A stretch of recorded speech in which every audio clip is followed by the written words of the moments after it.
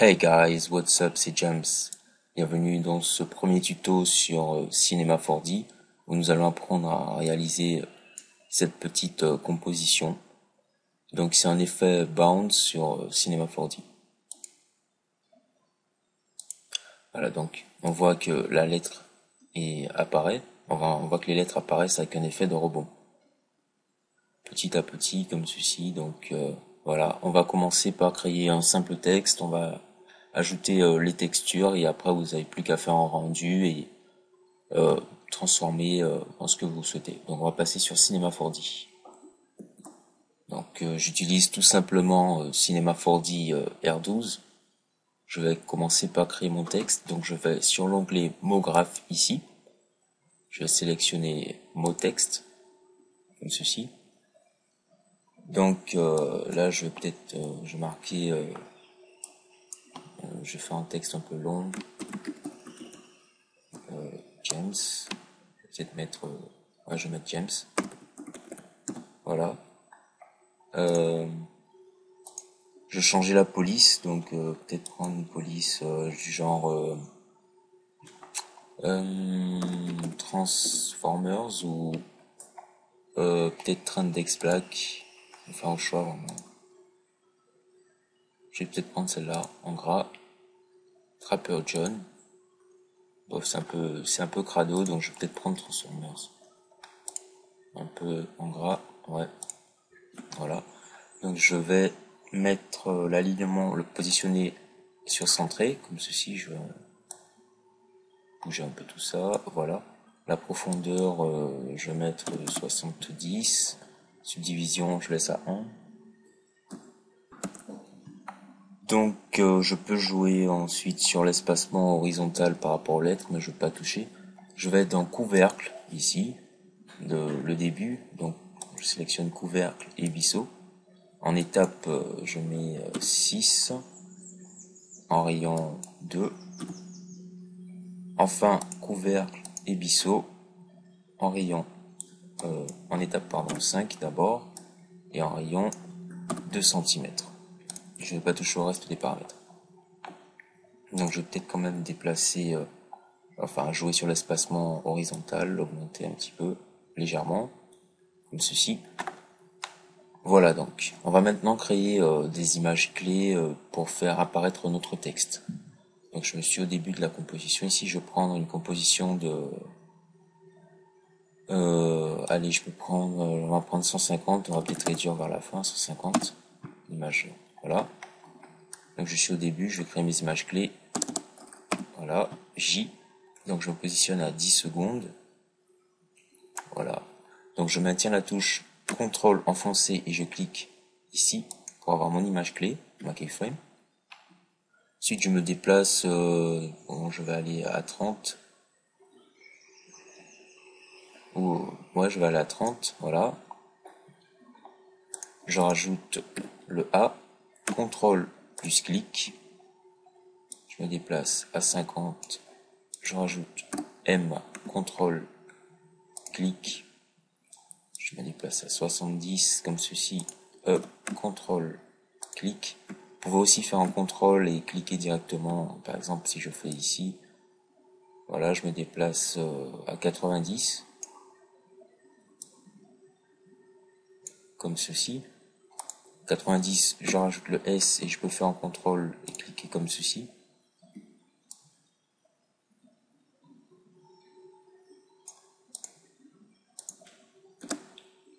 Donc je suis à 90. Et le S, voilà. Un contrôle clic. Bon, on va plutôt réduire à... Allez, on va mettre à 100. Voilà. Donc ça me donne ça. Pop, pop, pop, pop. Voilà. Comme ceci. J, A, M, E, S. Voilà. Donc là, on va ajouter notre effet bounce. Ou on peut déjà ajouter nos textures au choix. Notre texture. Donc je vais plutôt ajouter l'effet bounce. Donc avant tout je vais dans mot graph, effecteur ici, effecteur delay. Je vais appliquer, je clique, voilà. Je fais apparaître l'effecteur delay, je vais le faire glisser sur mon texte ici, l'appliquer au texte. Donc par défaut, le mode c'est soit fusion, soit égalisation. Je me rappelle plus trop. En fait, on va voir ce que ça donne comme rendu. Voilà, ça me donne ça comme rendu. Donc si j'augmente l'intensité, j'ai toujours le mode de égalisation, donc j'augmente l'intensité, je vais voir ce que ça me donnait. Voilà, ça donne un effet slide un peu plus lent à chaque fois. Je vais passer sur le mode fusion, garder l'intensité à 84, la mettre à 90 et réduire pour voir la différence par la suite. Voilà, c'est un effet slide vraiment lent. Donc en fait, pour l'effet bounce, il suffit juste de passer le mode sur élasticité. Là, je vais plutôt mettre environ 80 ou réduire par la suite. Voilà, on a un effet bounce, ça fait bien. Donc je vais plutôt le mettre vers 70 parce que l'effet est un peu trop fort à mon goût. Donc vers 70 70, voilà, ça m'a l'air pas mal. Voilà, donc maintenant je n'ai pas touché à d'autres paramètres, je peux laisser tout comme ceci. Je vais appliquer une texture, enfin un matériel, donc je double-clique ici.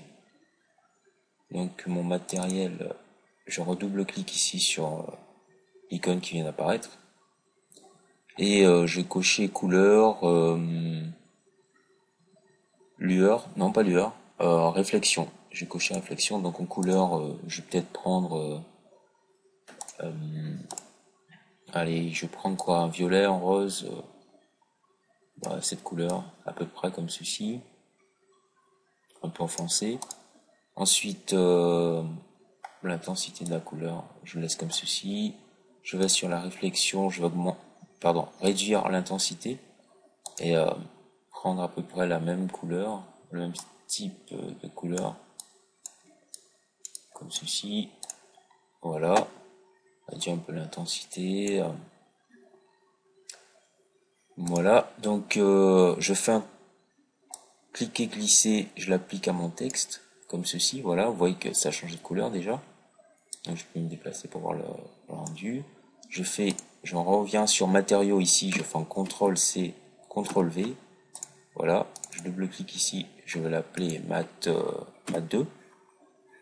Donc j'ai juste dupliqué le matériel, déjà je vais en fait enlever la couleur, enfin non, garder la couleur, cocher lueur ici. L'intensité de la réflexion, je vais peut-être l'augmenter légèrement ici. Voilà, donc je vais dans lueur, l'intensité de la lueur, on peut l'augmenter ou la réduire, c'est au choix en fait, tous ces paramètres. Le radius, enfin le rayon, pardon, radius, je mets à 4 cm, ça dépend de la taille de votre texte. Ensuite, on joue sur les paramètres. Voilà, donc je vais l'appliquer, voilà. Donc on regarde un petit rendu, qu'est-ce que ça donne, ça m'a l'air pas mal, c'est pas trop mauvais. Bof, on n'est pas là pour le détail, c'est juste pour voir comment faire. Donc ça me donne ça. Là, je vais ajouter un peu de lumière. Donc je clique ici, ajouter un peu de lumière, et je vais cliquer ici pour ajouter la répartition. Donc la lumière, je vais la faire glisser sur la répartition, comme ceci. Donc je vais sur lumière. Voilà, dans généralité, je vais quand même jouer, je réduis un peu la lumière, on regarde ce que ça donne. Ouais, je vais réduire un peu la lumière. Juste un peu. Ouais, c'est pas mal. Je passe le type de lumière sur, par exemple, l'éclairage de surface. Ouais, c'est pas mal. C'est pas mal du tout. Donc ensuite, sur la base... non, sur la répartition, en fait, voilà. Je vais augmenter le rayon, comme ceci. On va le mettre environ à 600. Voilà, ça m'a l'air pas mal. L'amplitude aussi, j'augmente. La fréquence, je change. Je joue vraiment que les paramètres en fait. Hein. Clique sur l'instance. Bon, voilà. Et je vais peut-être déplacer, voilà, le mettre un peu comme ceci, jouer sur lui sur la lumière aussi. Juste déplacer au choix, voilà. Bon, ça m'a l'air pas mauvais comme rendu. Pas vrai? On regarde un peu. Donc c'est pas trop mauvais, voilà. Donc pourquoi le rose? Ben je sais pas trop, mais je choisis le rose. Ensuite, il vous suffit juste de sauvegarder tout cela. Donc vous cliquez ici, ou vous faites un CTRL B, ou vous allez dans rendu, ici, réglage de rendu. Donc en généralité ici, vous cochez rendu complet. En sortie, donc au choix, donc vous pouvez mettre 1280 par 720, donc ça bug un peu. Donc en résolution, on met 100 par exemple. On peut mettre en HDTV 16 neuvième ou en standard choix. Donc vitesse de déplacement, de défilement, pardon, on laisse à 30 puisqu'on a choisi HDTV. Alors le début des images, on va mettre manuel, ou on peut mettre toutes les images. Manuellement, ça commence de 0 secondes et on s'arrête à 100 secondes. Voilà, on met 100 comme ceci. En enregistrement, après on met le chemin d'accès, il suffit de cliquer. Et, je vous conseille, si c'est juste une vidéo, de la mettre dans votre bureau, ou bien si vous avez écrit un dossier au préalable, etc. Ensuite, si on choisit le type du fichier que l'on va exporter, que l'on va enregistrer, donc soit une image, soit compatible pour un autre logiciel de 3D, ou par exemple After Effects, Photoshop, Illustrator ou autre, ou de la vidéo QuickTime ou en AVI. Voilà, ensuite il vous suffit juste d'enregistrer, c'est tout. Et on a notre rendu tranquillement. Donc on va se retrouver pour le rendu. Donc nous revoilà donc, avant de vous montrer le résultat du le rendu final. Donc je vous montre juste que j'ai rajouté un peu de projecteur. Donc comment se faire sur lumière, ici l'objet lumière que vous avez ajouté précédemment. Vous allez sur l'onglet lentille ici et vous allez sur lueur.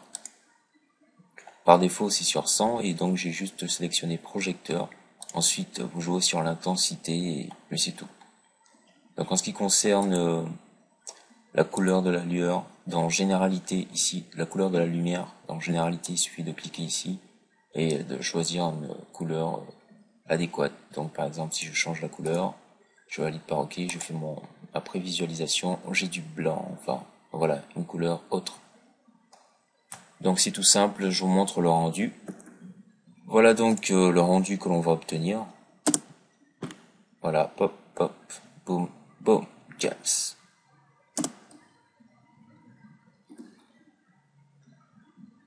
C'est pas mal.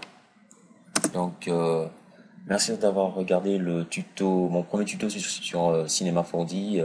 Je suis débutant, je le précise, donc je ne pourrai sûrement pas répondre à toutes vos questions, donc j'apprends à peu près en même temps que certains s'y regardent cette vidéo. Et je veux juste dire que si je fais le tuto, c'est que j'ai assimilé les choses qui ont permis de réaliser le tuto, donc je connais un minimum si je fais le tuto, un minimum quand même. Donc je crois que je vais bientôt me télécharger Cinema 4D R13 et si je peux pas répondre à vos questions, je vais sûrement vous orienter vers des youtubeurs qui ont plus de connaissances, notamment si vous allez sur MAF Tuto, il y a des tutos et voilà quoi. Guys, thanks to watching. Visitez la page Facebook, allez sur le Twitter pour poser des questions ou sur Skype. Tout ça dans la description de la vidéo. Et peace out.